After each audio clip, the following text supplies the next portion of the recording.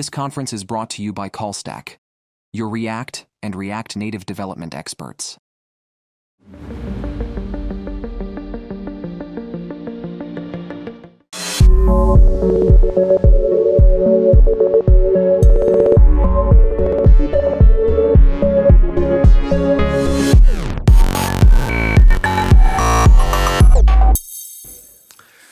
Hello everyone. I'm super excited to be standing here again, the second time actually at React Universe. Before I talk, I want to give a huge thank you to Mike, Mateusz, the other Mike, the entire CallStack team for organizing this event. So let's give a huge round of applause for CallStack. All right. I hope you guys are not tired yet of native stuff, because my talk is again about native modules. But it's going to be a little bit different this time. I'm not talking about an alternative to JSI, but instead I'm going to talk about an abstraction on top of JSI, which can be used to build native modules. So this is the past, the present, and the future of Nitro. A little bit about me. I'm Marc Rousavy. I'm CEO at Margelo. We build apps. And I'm an open source contributor. I build a lot of React Native libraries. You might know one of them, or some of them. You might not, I don't know. This is me on the last conference, by the way, at React Universe 2024. All right, so a little bit of history. Once upon a time, I built a library using JSI. Who knows what library this is? This is C++ code. Which library is this? MMKV. It's MMKV, right. So this is React Native MMKV. This is the core object that powered React Native MMKV. I built this, I think, like 4 or 5 years ago, something like this. Maybe even longer, actually, maybe 6 years. Time flies when you're having fun. So essentially what this is this is a JSI host object. This is exactly the thing the Hermes team advised against using. I shipped this to production. I didn't listen to Tsvetan at that time, and it worked. It worked very, very well, actually. Here's the MMKV repo today. It's a storage library for those of you who don't know MMKV. And thanks to you guys, we now have over 22 million downloads on React Native MMKV. Thank you. All right, so it's a pretty simple storage library, but it was built with JSI. That's all I'm trying to say here. Then JSI made it into VisionCamera. So in VisionCamera, we also use JSI for frame processing. And frame processing is a super cool feature where you get a callback for every single frame the camera sees. So again, we have a JSI host object.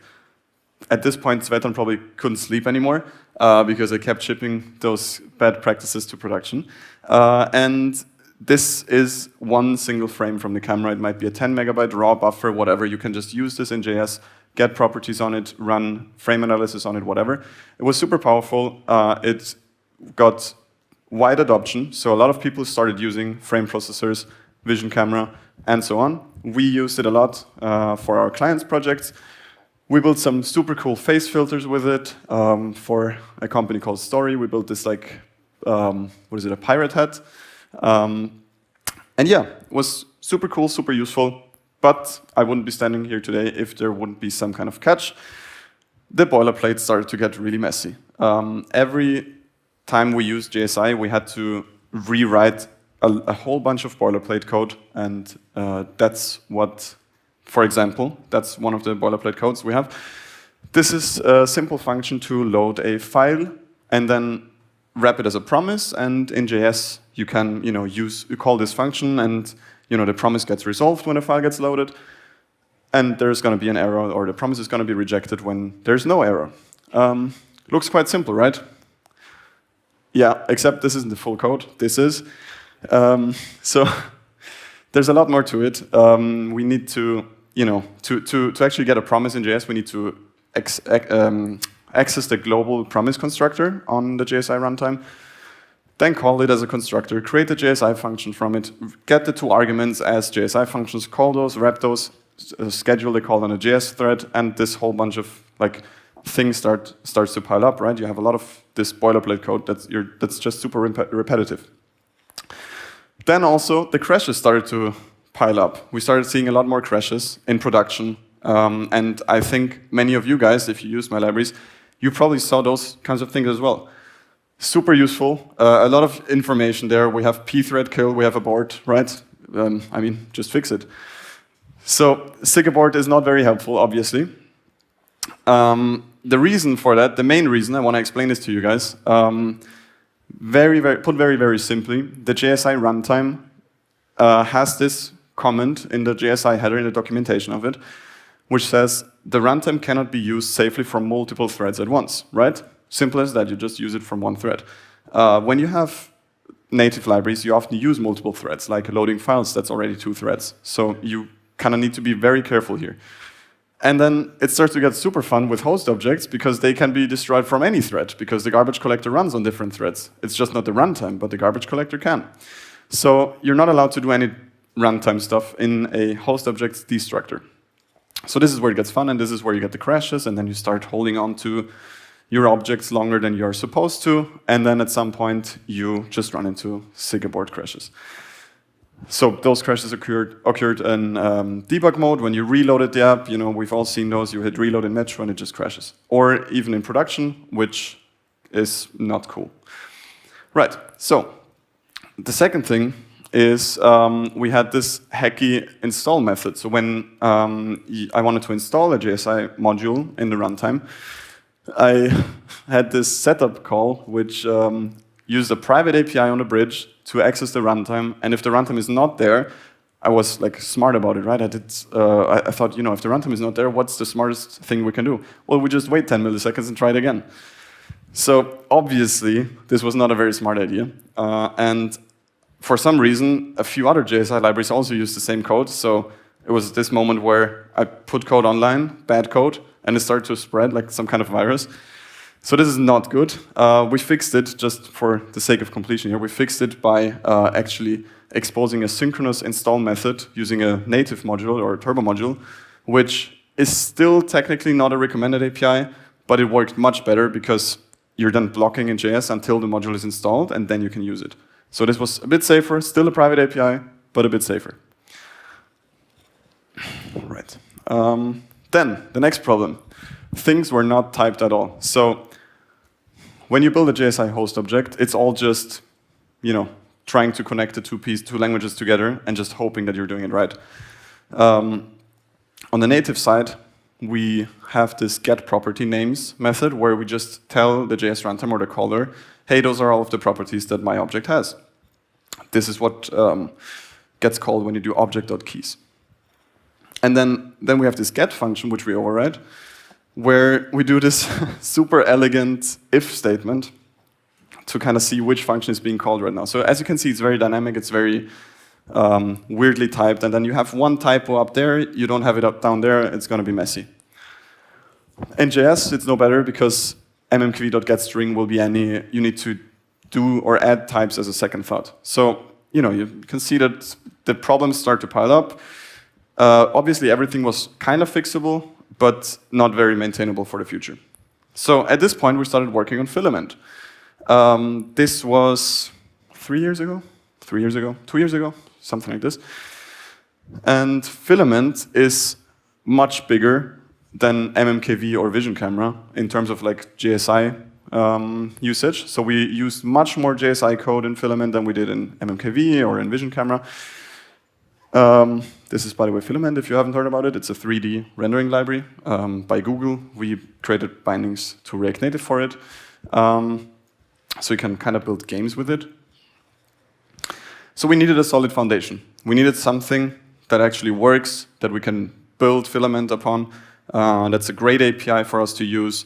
Something on the C++ side which is reusable and maintainable and potentially even typed.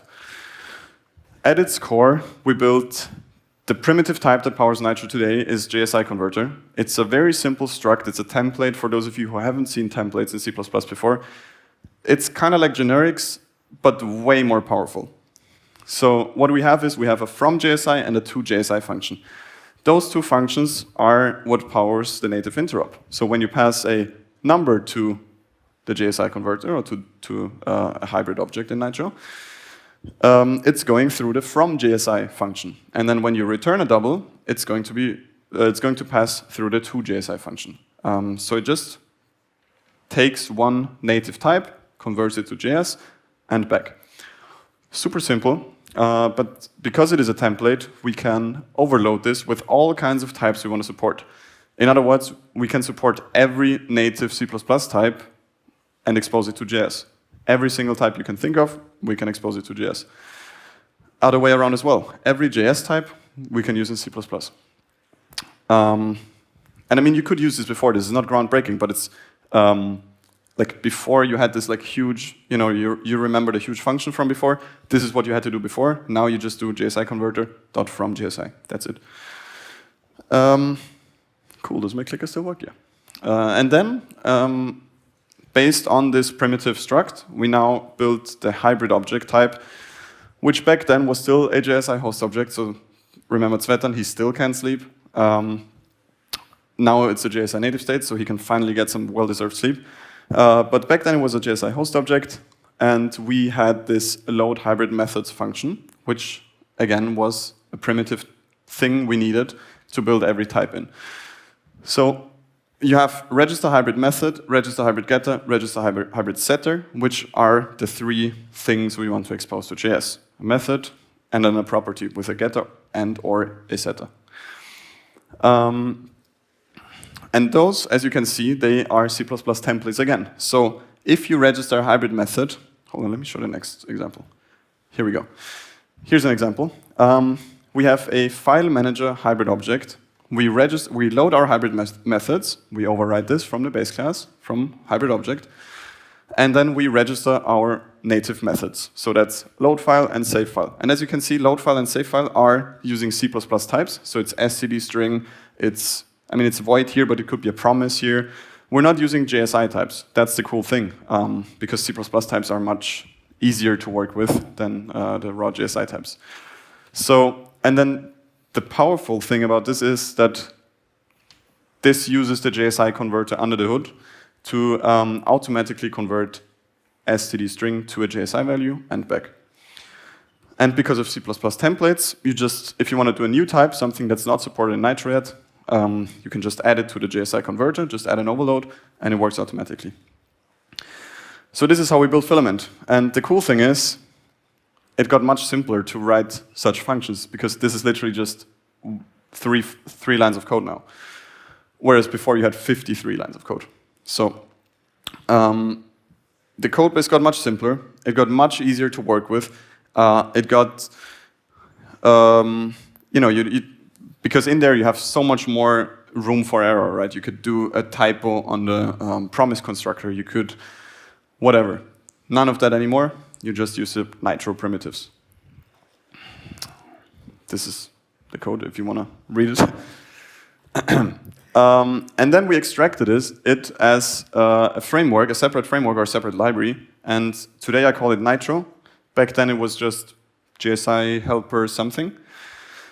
And you can check it out, download it, whatever, on nitro.margelo.com. So we built docs for it. We built, we wanted to make it available for everyone to build cool modules in, because we also wanted to build more modules with it than just Filament.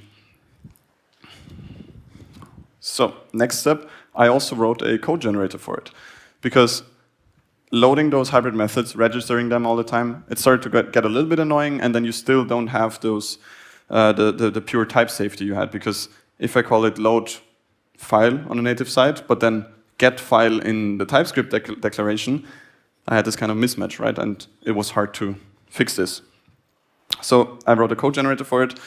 The code generator for Nitro is called Nitrogen. And Nitrogen, or Nitro today, can expose C++ classes to JS, as we've seen before, using the C++ standard library types instead of JSI types. Nitro provides a memory-safe and thread-safe way to hold onto JS objects, including functions, including callbacks, JS promise, whatever, even array buffer, and other hybrid objects, of course. And then Nitrogen is responsible for generating native C++ classes from a TypeScript interface. So you write your spec in TypeScript, and then nitrogen generates the C++ binding code that we've seen before with the load hybrid method, with the C++ types, and so on. Here's an example of what it looks like. On the left side is what you write, the right side is what gets generated. So you write your file manager that we've seen before, which you would have written anyways, since you need types, because no one is using JS without types anymore nowadays, I hope. So you say interface file manager extends hybrid object, add your methods to it, use just the normal TypeScript types, so we have string, promise, array buffer, just as you would normally. And then the generated code is responsible for actually registering those methods. So all you need to do then to implement it on a native side is to create a C++ class that implements or overrides this spec here. So file manager spec needs to be overridden in your C++ class, and that's it. And it's super type safe, because if you use a typo, if you don't implement load file but get file instead, the compiler will complain, tell you, hey, you didn't implement load file. Or if you return undefined here, it will tell you you need to return something. It's not possible. So super safe at compile time. If your specs are generated, your app will only build if you implement them exactly as described in TypeScript. All right. It also supports Swift and Kotlin. So this is I think the V2 of Nitro I built,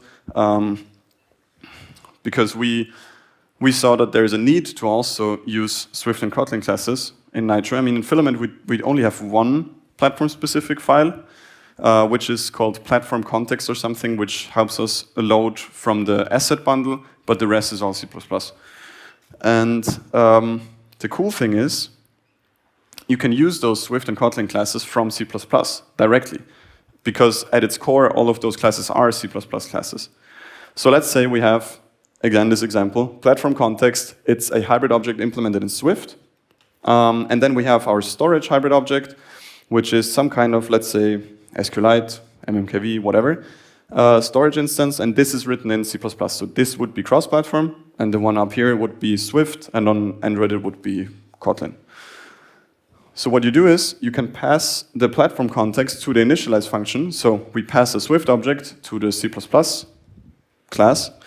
And let's take a look at how the Swift class is implemented first. Super simple. We just use one platform-specific API called File Manager. It's an API from Foundation, Swift Foundation. You cannot use File Manager from C++. But what we can do now, thanks to Nitro, is we can pass the platform context to our C++ class, and it's going to be accessible directly. So when we call context.getUserDirectory, it's going to call the function from before. So this one. It's also super efficient to do that, because I use the Swift C++ direct interop, which is almost zero overhead. The overhead would be just wrapping a Swift string in an std string. All right.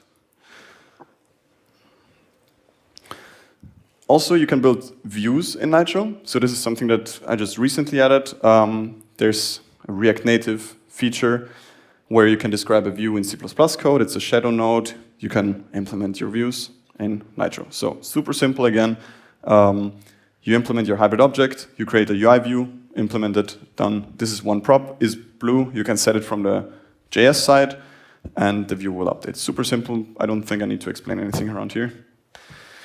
And then next steps, according to Jacek, who's sitting right here, Nitro is feature complete, except for one bug, which we're going to fix later. So yeah, that's why adoption is increasing every day. We have a lot of libraries being built with Nitro, already built with Nitro. For example, React Native Video. Not sure where the guys are. They're probably sitting somewhere here. They are shipping amazing stuff with Nitro. React Native Unit Styles, of course, one of the most popular Nitro libraries. Super powerful. React Native MMKV as well. I just recently merged the Nitro rewrite, I think 2 weeks ago. Yes, 2 weeks ago. Which made the code base much simpler. So I had the chance to remove a bunch of lines at the same performance. And that's because MMKV was already a JSI module. Yeah. So, and then also we built Nitro Image, which is a core type and a view, which you can use in other libraries. So let's say, as an example, in VisionCamera, I call take photo. When I call take photo, I can return an instance of an image, of Nitro Image. And this core type, it's from a different library, but I can still use it in VisionCamera, in Nitro, Nitrogen, whatever. And then I can display it directly. Whereas today, if you know how VisionCamera works, it would write to a file first, and then you have to load the image from a file again to display it in fast image, React Native's image component, whatever. So this is much more efficient. We can also move the image-specific stuff, like cropping, getting the raw image data, saving it to a different file or whatever, to the Nitro image library, which is specifically built for this task. So it's kind of like a lean core concept that we separate the concerns accordingly. So VisionCamera is only camera stuff. Nitro image worries about image, basic processing, rendering, whatever. Also, it's much better performance, obviously, because you don't need to write to a file and load it again. This is Nitro Image. If you haven't checked it out, check it out. Right. And then in the near future, you might have guessed it, VisionCamera will be rewritten to Nitro very soon. I'm probably going to start that effort in like a few days or weeks, but it's going to be super helpful for me, going to greatly simplify the code base, and for you it's going to be performance wins, new features, maybe some bugs fixed. Jacek is going to announce something very exciting tomorrow as well. And there's weekly improvements to Nitro. Every time we find some new edge case, some new thing that could be improved, we're going we ship those updates quite frequently. And yeah. Cool. One more thing. Come to our booth. You can win a Nintendo Switch too. It's all the way back there on the second wing of the conference. Talk to Hanno. It's a quiz. If you win the quiz, you can win a Nintendo Switch too. All right, that's all for today. Thanks everyone for listening to me. Follow me. Yeah. Thank you.